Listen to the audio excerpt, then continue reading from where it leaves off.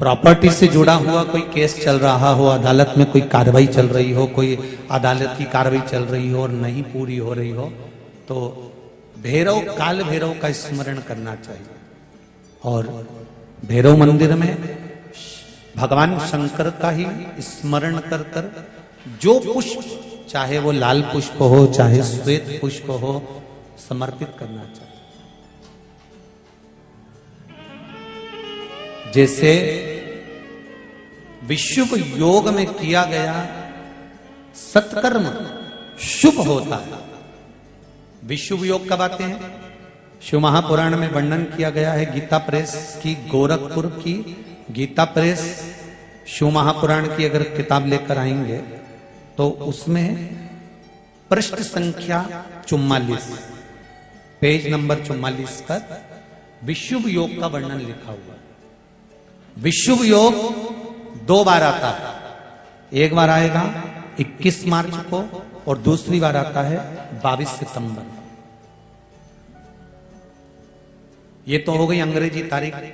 हिंदी के अंतर्गत अगर देखेंगे तो चैत्र मास की नवमी और अश्विनी मास की नवमी, ये दोनों को विशुभ योग रहता है। जिस नारी को 14 साल, 15 साल, 20 साल संतान नहीं हुई हो, 18 साल हो गए हो, 12 साल हो गए हो, 10 साल हो गए हो, संतान अगर गोदी में नहीं है तो विशुभ योग के अंतर्गत बेलपत्री के पेड़ के नीचे शंकर जी के शिवलिंग की पूजन कर कर, खीर बनाकर शंकर जी को भोग लगाकर, किसी ब्राह्मणी को उस बेलपत्री के पेड़ के नीचे भोजन कराकर, खीर खिलाकर, उन्हीं से थोड़ा सा खीर का प्रसाद मांगकर, उसी बेलपत्री के पेड़ के नीचे पति पत्नी अगर वो प्रसाद को पा लेते हैं तो उनका गर्व ठहर जाता है। ये विशुभ योग है। गीता प्रेस गोरखपुर की पृष्ठ संख्या 44। कई लोग नहीं तो फिर बाद में कहेंगे कि कहां से बोल दिया महाराज। इसलिए आजकल बोलने से पहले आप लोगों को पृष्ठ संख्या भी बता देते हैं कि इस किताब में से, इस जगह से, इस पुराण में से बोल। विशुभ योग 2 बार आता है। एक बार कब आएगा भैया? जम के बोलो जरा। आज कौन सा मार्च है?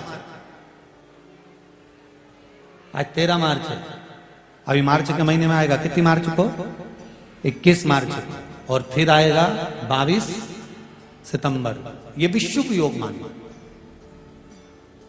विद्याध्ययन के लिए भी ये प्रबल होता है महाराज। जिसके शरीर में कहीं सफेद दाग पड़ गए हो या सफेद में कहीं शरीर में चर्म रोग हो गया हो, तो विशुभ योग के दिन का पूजन का भी प्रमाण वर्णन किया गया है। उसको करने के बाद 15 दिन के अंदर वो चमड़ी अपने असली रंग में आने लगती है। वो विशुभ योग के अंतर्गत होता है। वो भी विशुभ योग 21 मार्च को आएगा। आप शिव आराधना करिए, शंकर का भजन करिए, स्मरण करिए। ये जीवन को सुख देंगे। शिव महापुराण की कथा कहते हैं,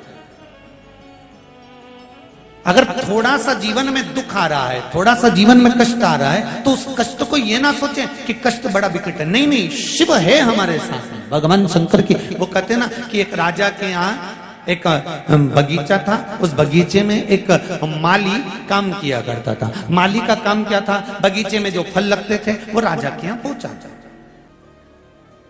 जो फल लग रहे हैं वो राजा के दरवाजे पर भेजना। आज माली